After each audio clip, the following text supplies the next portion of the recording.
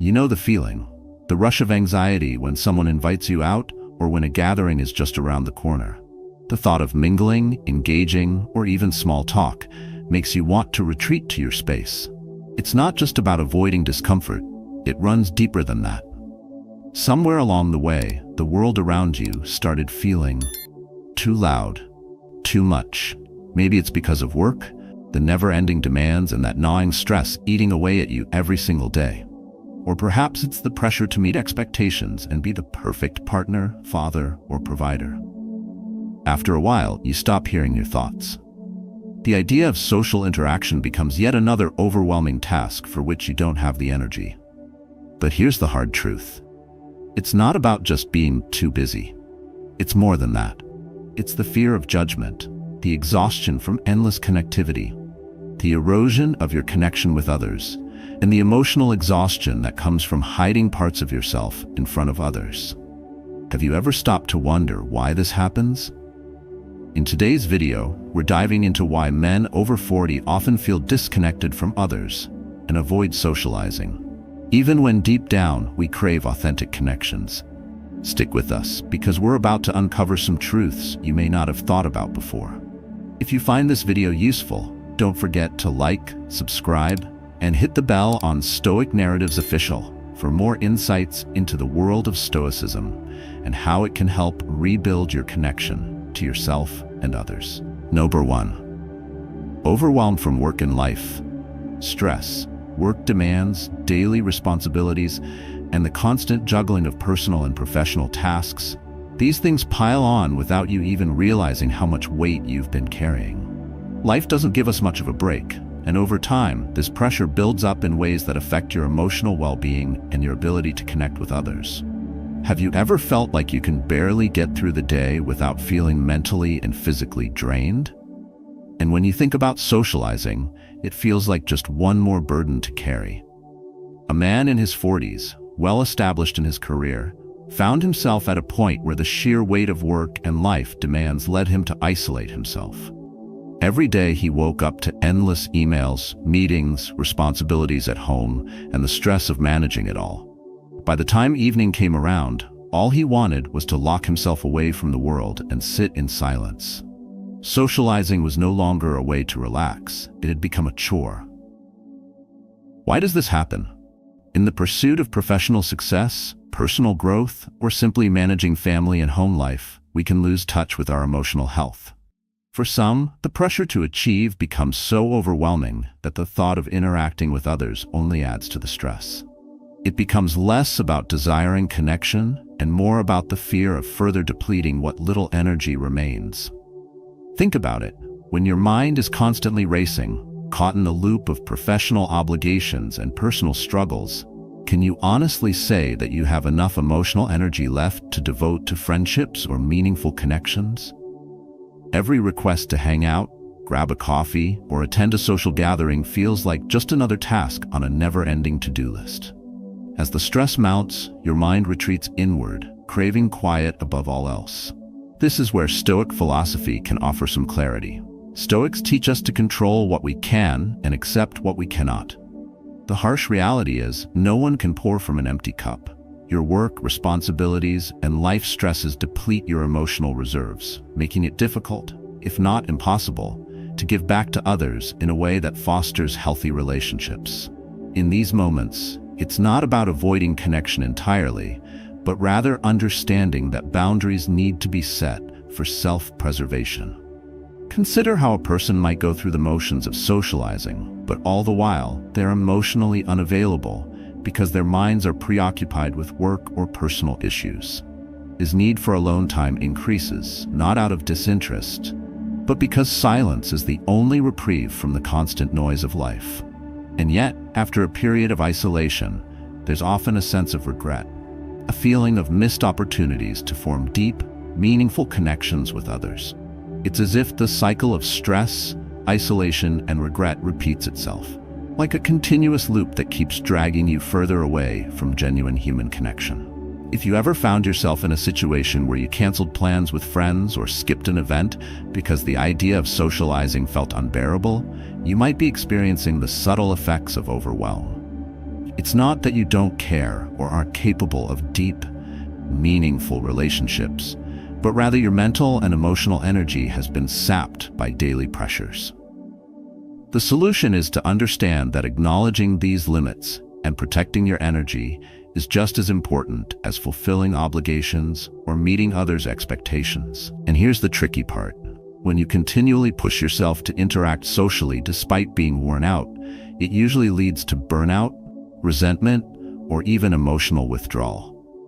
Sometimes it's not that you don't want to connect, it's that the emotional price of doing so feels too high. Socializing becomes another form of emotional manipulation, draining you in ways you hadn't anticipated. You might even feel resentment toward those around you, not because they did anything wrong, but because the pressure you're facing has created an invisible wall that's hard to break through. Think about your life right now.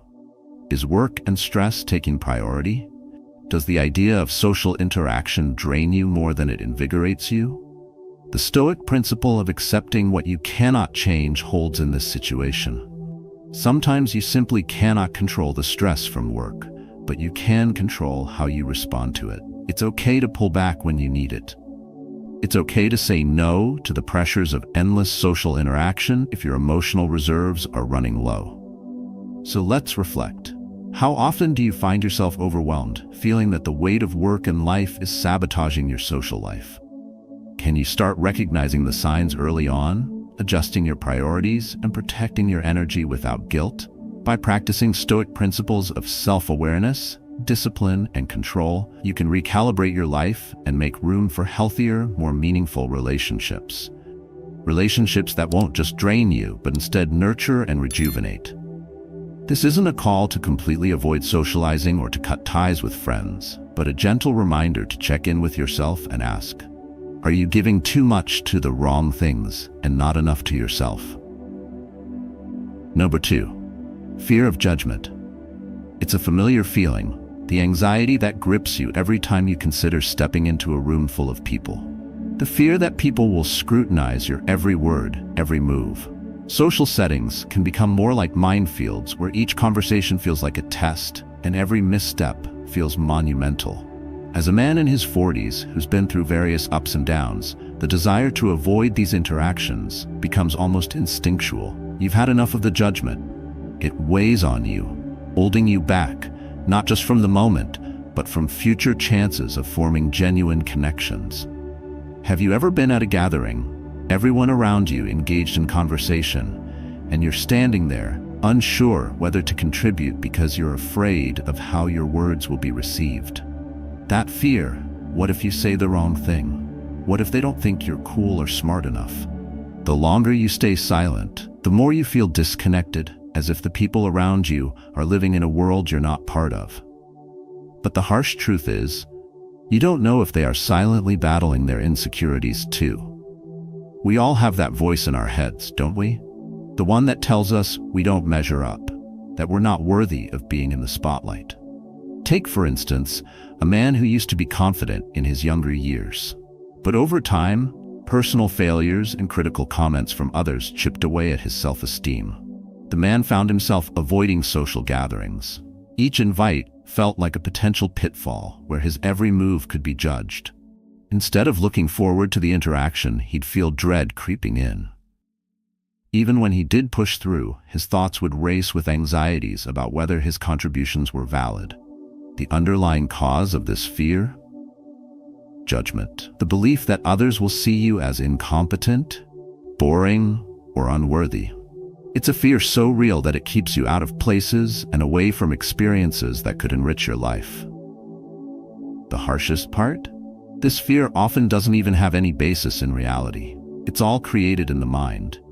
You can be in a room full of people who are too preoccupied with their own insecurities to care about yours. But in your mind, you're the subject of an unrelenting critique, and that critique keeps you from connecting with others in meaningful ways. We've all been conditioned to value external opinions far too much. But what if the only opinion that truly matters is your own? Stoicism teaches us that our judgment of ourselves should come from within, not from the fleeting judgments of others. The Stoics understood that external approval is fleeting and unreliable. You will not gain anything from pleasing the crowd if you lose sight of yourself. That's the core lesson that can change how you interact in social circles. If you stop judging yourself based on the shifting perspectives of others, you gain the freedom to be yourself, without constant worry about what people think. You see, confidence is not about being perfect or flawless. It's about accepting who you are and trusting that you're enough, just as you are. When you believe that your worth isn't tied to others' validation, the idea of judgment loses its power over you. I know it sounds like a lot to ask. How do you shut off those feelings of self-doubt and fear of judgment? It's not about suppressing them, but acknowledging that the fear is simply a product of your mind, not an inherent truth. It takes practice, but each time you walk into a room and choose not to listen to those critical voices in your head, you're reinforcing your self-assurance. Small steps. Make eye contact with someone new, share an interesting thought in conversation, or express your true opinion, even if it's imperfect. With each action, you tear down a little piece of that wall built by fear of judgment. You know, there's a quiet power in realizing that others are just as imperfect as you are. As they worry about what you think of them, they're not busy analyzing your every word or action. Isn't it freeing to understand that most of the time, people are just thinking about themselves? They have their anxieties and worries, and they're far too preoccupied with their fears to judge yours. It's as if everyone is walking around wearing blinders, focused on their insecurities. So instead of feeling judged, why not consider that everyone is in the same boat? Vulnerability connects people, and by embracing your own, you'll find that social situations become less like tests and more like opportunities to engage with others on a deeper level. Here's a question. When was the last time you let your fear of judgment stop you from doing something that would have been meaningful for you? Have you ever avoided interacting with someone because you convinced yourself that they'd judge you, only to realize much later that nothing of the sort ever happened? So, here's what you can do moving forward. Remember, judgment is often nothing more than a figment of your imagination. When you catch yourself hesitating to engage, pause and ask, are they judging me, or am I just imagining it? In social circles, build your confidence by reminding yourself that your value doesn't depend on how others see you. With this mindset, those same interactions that once felt overwhelming and fearful will become easier, more natural, and maybe even enjoyable. Let me leave you with a question to think about. What would you do if you let go of your fear of judgment and embrace the freedom of being yourself around others? The truth is, as soon as you start to rebuild your confidence, you'll realize that judgment is not nearly as powerful as you thought it was. You'll discover that true connection lies in embracing who you are, without the need for others to approve. Number 3. Digital overload. It's no surprise that many of us, as we get older, feel overwhelmed by the constant barrage of notifications, emails, messages, and social media updates. Being connected 24/7 is more of a curse than a blessing. We've all been there, scrolling through our feeds, checking our inbox for the 100th time that day, feeling as if we can't take a breath without another ping, another alert demanding our attention. Over time, this constant connectivity leads to digital overload, and that's when the line between connection and disconnection starts to blur. Take a man in his 40s, for instance, who spent most of his life adjusting to rapidly changing technology. At first, the constant connection felt like a privilege, a way to stay in touch with friends and business opportunities, a bridge to the world beyond his door. But soon enough, what once seemed like a tool for progress became something else altogether. As the demands of work grew and social media became all-consuming, he realized he couldn't escape from it. His phone buzzed from morning till night, and slowly, conversations that used to happen face-to-face started occurring only through quick texts or posts. Worse yet, it began to feel like he was never really present anymore, either in work or relationships. Have you ever been in the middle of a dinner with friends, only to find that you're all scrolling through your phones, half engaged, missing out on the connection that should have been happening in real time? The distractions that these devices bring aren't just minor annoyances anymore. They've created a serious disconnect between who we are and how we live in the world. We're constantly multitasking between checking our emails, replying to messages, and keeping up with what our distant friends are doing. But is this truly enriching our lives, or is it just piling on more stress? Here's something to think about. If you're constantly plugged in, you're never really disconnected from the chaos.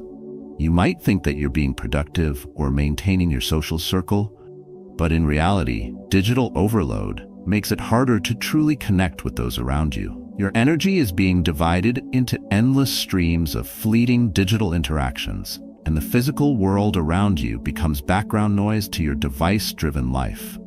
You may even get to the point where your relationship with people in person starts to feel a little, well, awkward.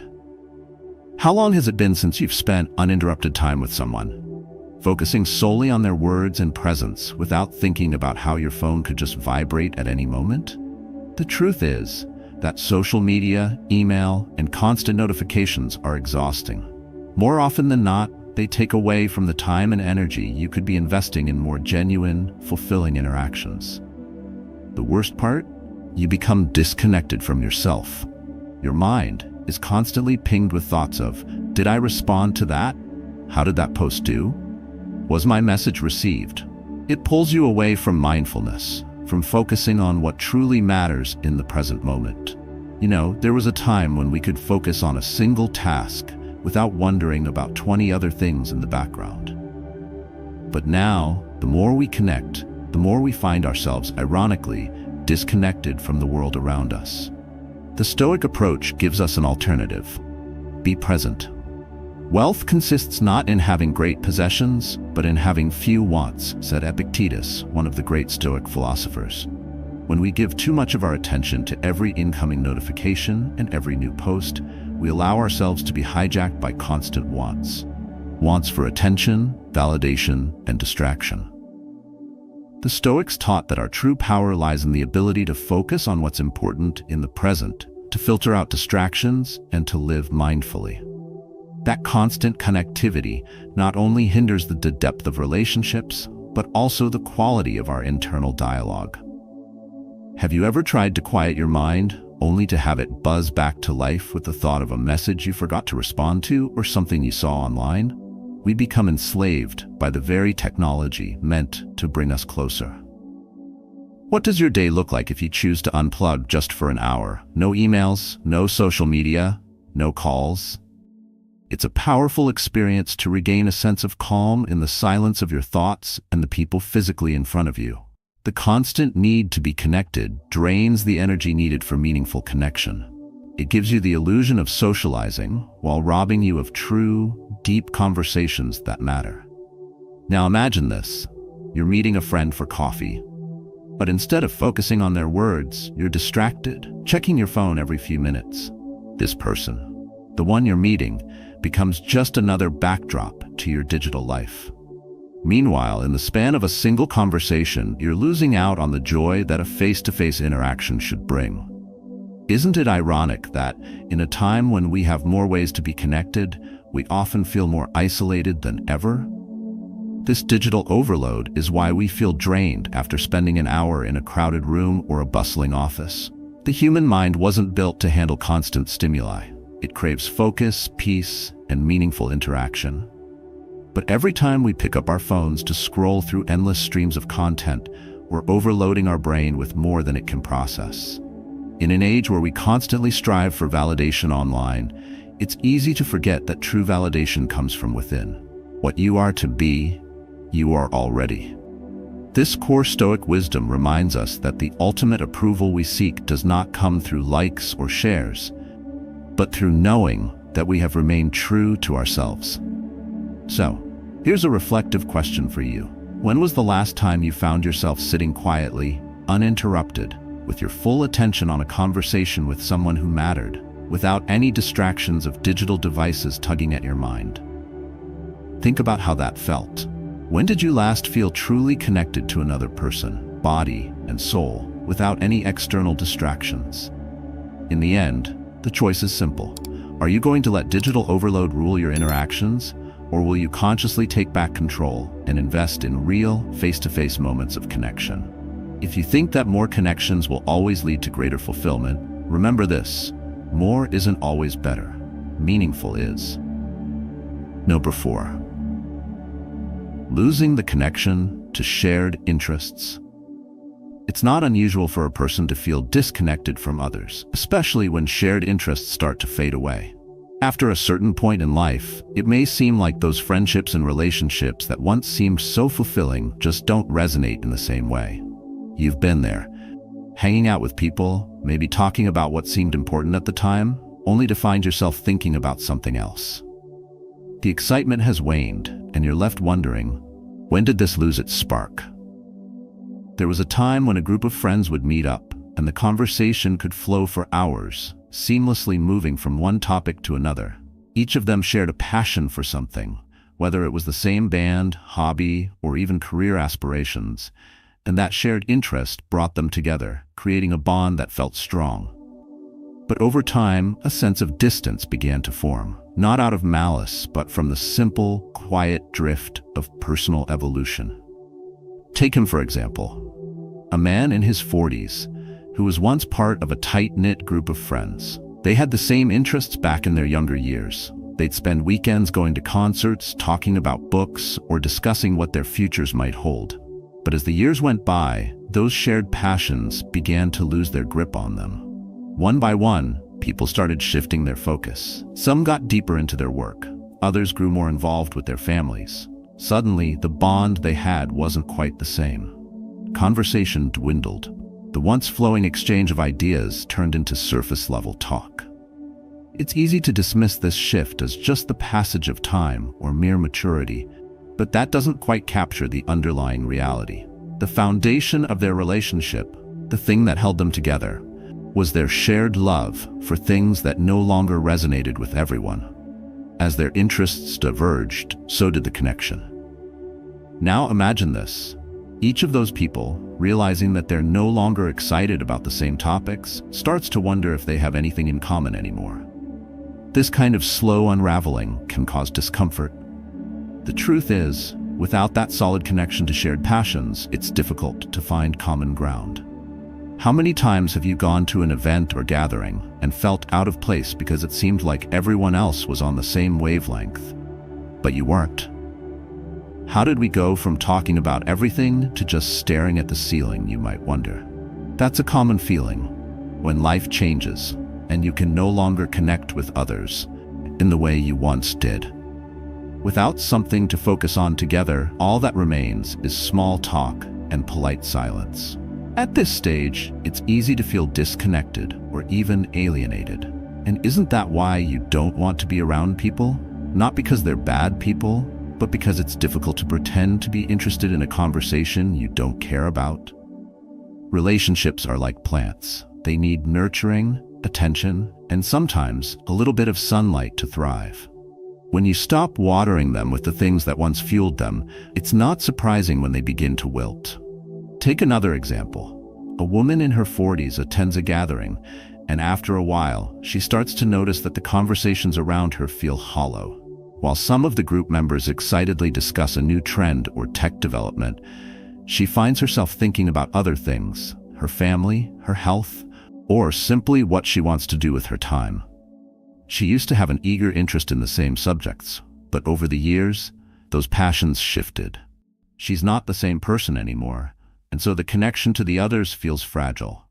This scenario isn't as unusual as it seems. Life moves us forward, sometimes in ways we don't expect, and as a result, interests and personal growth take us down different paths. The discomfort of losing that shared connection makes the idea of spending time with others less appealing. Why engage with people who don't understand where you're coming from? Why fight to revive a relationship that, at least in the realm of shared interests, feels like it's already over? But here's the catch. Isn't it possible, even in the midst of all this change, to rediscover some common ground, to find a fresh reason to connect with others? You don't have to rebuild everything, but perhaps you could begin by seeing the similarities in what you do share today, rather than what you don't anymore. And let's ask ourselves, Have you been too rigid in your approach to others? Could it be that, in a world where passions evolve, finding new ways to meet people halfway is just as valuable as those long-lost common interests? Could we all use a little flexibility in how we view relationships as we grow older? Perhaps the real challenge lies not in holding on to the past, but in acknowledging that evolving and finding new shared interests doesn't signal the end of relationships. It might just mean the start of something new, maybe not like the old days, but just as meaningful in its own right. After all, connections don't always need to remain the same, but they do need to evolve together. Now take a moment. Think about those connections you've left behind. Could you still find something in common, even if it's different from what it once was? When you consider the relationships in your life, do you see them as flexible, able to adapt and thrive? Or have you stopped trying because the original bonds are no longer there? There's always room to rediscover that connection. The question is, are you ready to do so? Number 5. Emotional vulnerability. Sometimes when you think about the discomfort you feel around other people, it's not just because the conversation feels shallow or the interests no longer align. It's because there's a deeper barrier in place. Emotional vulnerability, or rather the avoidance of it, is at the heart of many struggles in building genuine connections with others. As a person matures, perhaps having been through personal hardships, there's a tendency to hold back emotions as a protective measure. The idea of laying oneself bare, showing not just the highlights but also the wounds, becomes unappealing. After all, isn't life about maintaining control? Yet, without emotional vulnerability, true connection with others remains elusive. There was a man who spent years building a well-crafted exterior. Successful at work, seemingly secure in his family life, he had plenty of social encounters, but deep down, he wasn't connecting with anyone. He found it easier to talk about the mundane, politics, the latest game scores, than to touch on anything remotely personal. The last time someone asked how he truly was, he didn't know how to respond. "Fine," he said, as though that simple word could patch up the invisible walls he'd carefully constructed over time. Fine worked until it didn't. He got home that evening, realizing that his interactions felt more like transactions than relationships. Sure, he had people to share a beer with, but no one to share a fear or a regret. Is that really what you want from your connections, though? What's the point of a friendship or a relationship that never allows room for vulnerability? Without it, it's almost like a disservice to the soul, living but never fully alive with others. If you can't open up to someone else about who you are, then how will they ever get to know the real you? So why avoid showing your true emotions? In a world that often praises strength and stoicism, it may seem like exposing yourself to others emotionally is akin to a weakness. Being vulnerable might seem risky, as if others will take advantage of you. Yet, true vulnerability, genuine emotional openness, is a strength, the kind that leads to stronger, deeper connections. Without that willingness to show your real emotions, you risk living a life surrounded by people, but not truly seen by anyone. Have you ever been in a room full of people, yet felt utterly alone? You can say fine, you can smile, you can talk about the weather or the latest fad, but none of it matters unless you can dive into the emotional depth of what it means to truly connect. Without emotional vulnerability, these surface-level interactions feel hollow, don't they? And don't we all crave deeper, more meaningful human connection? Another woman used to be uncomfortable letting anyone in on her real feelings. She was great at playing the role of a strong friend, a loving spouse, and a dependable coworker. But one evening, after her father fell ill, she had an emotional breakthrough. While others were talking about their days and their personal stories, she found herself in the middle of a conversation, spilling truths she had never spoken aloud before. The floodgates opened, and much to her surprise, her friends weren't repelled. Instead, they welcomed her with open arms, offering support in ways she had never anticipated.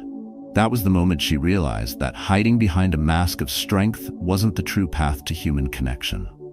Showing her authentic, unfiltered self allowed others to reciprocate in ways she hadn't expected. Vulnerability, she learned, was the gateway to authenticity, and through authenticity, deeper connection was possible.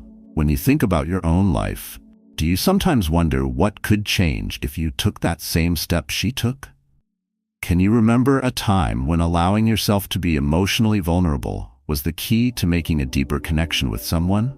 Or perhaps you've been the one holding back, afraid that revealing too much would push others away, wondering if it's all just too risky. Isn't that the paradox? We hide because we're afraid of being rejected. Yet, in hiding, we essentially reject any chance at something more genuine. And yes, it does feel scary at first. Emotional vulnerability isn't for the faint of heart. You risk rejection, you risk discomfort, but isn't it worth the shot if the payoff is a true, heartfelt connection? Isn't that why we're here, looking to establish something that isn't just superficial?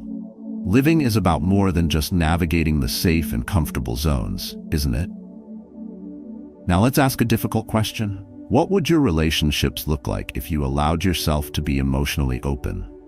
What would it take to strip back the walls you've carefully constructed and let others in? True connection comes when you meet someone at their most authentic self, and when you allow yourself to do the same. So why not try it? Maybe, just maybe, the very thing you've been avoiding is the key to finally finding deeper bonds in your life. By engaging with people in a way that shows your true emotions, you offer them the space to do the same. Vulnerability can break down walls. It can create bridges of empathy and understanding. So here's your challenge. Let down your guard. Just a little. Show some vulnerability in your next interaction and see what unfolds. Will you be willing to embrace the discomfort and take that first step toward true connection? Maybe the real question is not about why you don't like being around people, but how much more you might enjoy their company once you're open to the truth of your own emotions. Number 6, social pressures and masculinity. Sometimes we find ourselves retreating from social situations, avoiding people we used to call friends, or distancing ourselves from family. Is it simply introversion, or is something deeper at play? One of the often overlooked reasons for this tendency is the weight of social pressures, especially the unspoken expectations tied to masculinity. Over time, these societal ideals build a framework that can stifle genuine connection, turning what should be moments of joy and bonding into burdens. When a man feels pressure to constantly perform, be strong, and never show vulnerability, it's no wonder that social interactions begin to feel like a tiresome performance rather than a rewarding connection. A man once found himself at a crossroads in his friendships. He had always considered himself a strong, self-sufficient person. At work, his colleagues admired him for his unwavering confidence. At home, his family looked up to him as the rock, the protector. But despite being surrounded by people who respected him, something was missing. He couldn't shake the feeling that no one really knew him, not the true, raw version. Instead of sharing his struggles or vulnerabilities, he kept everything locked away. Conversations, in his view, were shallow and one-dimensional because they danced only around the surface: sports, politics, and trivial matters. What was even the point of continuing these interactions when they felt like forced exchanges? How many times have you found yourself playing the role, pretending everything is okay when inside you're screaming to be heard? He thought to himself. He thought back to his younger years when he felt the same societal pressure to conform. Not just at work or in social settings, but from the very day he was old enough to understand. Men don't cry. Men don't express weakness. Men have to be strong, steady, and in control. This concept of masculinity, this expectation of unshakable strength, wasn't something he consciously chose, but something he was conditioned to embody. It was the weight of these pressures, however subtle, that led to disconnection in his life. There were times he wanted to share his feelings, but he convinced himself it would make him seem soft, or worse, a failure in the eyes of others. So he didn't. Instead, he built walls around his emotions. But after years of self-imposed isolation, those walls didn't make him feel secure. They only made him feel more distant. The very pressure to live up to the masculine ideal that promised strength and self-sufficiency began to feel more like a prison. Isn't that the paradox? We push away the very connections that could nourish us, because we're too focused on maintaining an image of perfection and control. At one point, a friend reached out, noticing the change. "Man, you okay? You're a little quieter lately," his friend said. At that moment, he felt the urge to say something. But what would he say? How could he possibly admit that his self-imposed mask wasn't working anymore? For a brief moment, the thought crossed his mind that maybe, just maybe, being a little less guarded would give him the chance for something more meaningful. But no, he couldn't risk it. Instead, he just nodded, smiling as he usually did. "I'm fine," he said, a three-letter answer that allowed him to play the role of the strong man everyone expected. It's a universal struggle, isn't it? The desire to be seen for who we are, yet the reluctance to drop the tough exterior we've worked so hard to build. We often ask ourselves, what would happen if we stopped playing the part? If we let our guard down for once, would the people around us still respect us, or would they see us as weak? Here's a question worth pondering. What is the cost of wearing that mask all the time? For him, it was a disconnection from everything real. Genuine relationships where vulnerability is shared and accepted started to feel foreign. Wasn't this supposed to be what life was about? Building connections that are based on something deeper than just going through the motions? Why do we avoid letting down our walls, even when we know that true relationships can only blossom from honest emotional exchanges? It's understandable, though. For men, the societal expectations around masculinity often tell us to suppress our vulnerabilities. But in reality, doing so only leads to a shallower experience of life. Those who want to connect with us, the real us, don't expect us to be infallible. They're seeking the genuine, unfiltered version of ourselves. Isn't that the irony? The very thing that makes us appear invincible, the stiff upper lip, the control, becomes the thing that keeps us from forming the meaningful relationships we crave. The truth is that societal pressures to maintain a facade of unyielding strength are not the way to foster true connection. The strongest relationships emerge when people can let their guard down and embrace vulnerability. Ironically, the more we accept our imperfections and share them with others, the stronger those bonds become. This isn't to say that men need to abandon their sense of strength entirely. It's about balance. Showing vulnerability doesn't mean forfeiting strength. Rather, it means recognizing that real strength is found in our willingness to be authentic and emotionally open.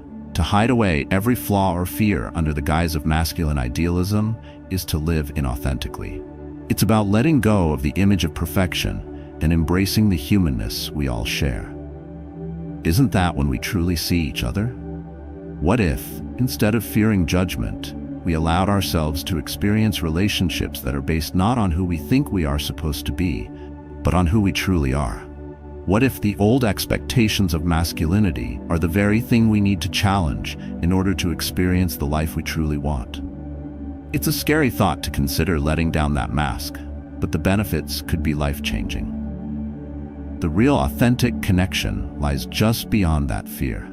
Next time you find yourself thinking, "I don't like being around people," ask yourself, what expectations or pressures are keeping me locked into this idea of distance? Is it the people around me, or is it the persona I feel I need to maintain that's keeping me away? Perhaps it's time to start questioning those long-held beliefs and see how letting go could lead to something deeper, something truer. In today's video, we've explored some essential lessons on why you might find yourself withdrawing from social interactions and why being around others feels draining. As we've seen, societal pressures, especially the expectations tied to masculinity, can make it difficult to embrace the vulnerability needed for real, meaningful connections. These pressures build walls around us, preventing the authentic relationships we all long for. But recognizing this is the first step towards freedom. Throughout our discussion, we've learned that true connection comes from breaking down these walls. By being real, by showing up as who we truly are, not the version society expects us to be, we can experience a sense of belonging that's far more rewarding than playing a part. When you embrace this change, you'll find your social interactions transformed, moving from shallow exchanges to deep, authentic bonds. So, I encourage you to reflect on the ways these old expectations may be holding you back in your own life. Could your reluctance to be around people be the result of trying to uphold an image rather than being yourself? I'd love to hear your thoughts and personal journeys on this. Have you experienced this struggle? How do you overcome the pressure to conform? Share your reflections in the comments below. And don't forget to like and subscribe to Stoic Narratives Official for more insights on living authentically. Keep questioning, keep growing.